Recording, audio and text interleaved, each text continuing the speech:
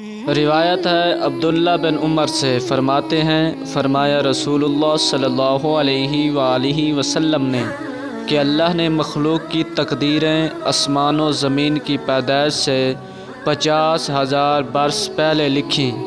فرماتے ہیں کہ اس کا عرش پانی پر تھا۔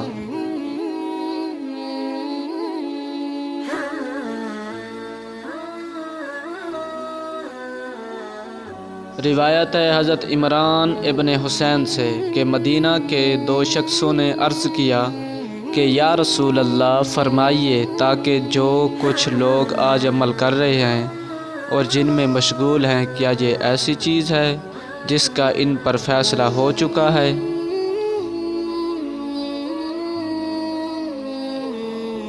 اور جس چیز کی تقدیر ان میں گزر چکی ہے یا اس میں ہے جسے آئندہ کریں گے، جو ان کے پاس پیغمبر لائے جو دلیل ان پر قائم ہو چکی؟ حضور نے فرمایا نہیں، بلکہ عمل وہ چیز ہے جس کا ان پر فیصلہ ہو چکا اور تقدیر گزر چکی۔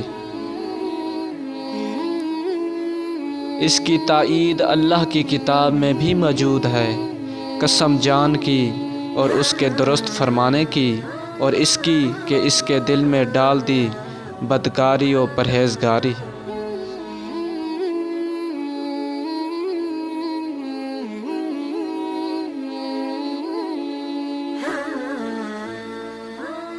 روایت ہے سہل ابن سعد سے، فرماتے ہیں فرمایا رسول اللہ صلی اللہ علیہ وسلم نے کہ بعض بندے کرتوت تو دوزکیوں کیسے کرتے ہیں لیکن ہوتے ہیں جنتی،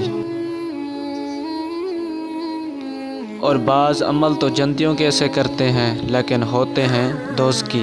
اعمال کا اعتبار صرف انجام سے ہے۔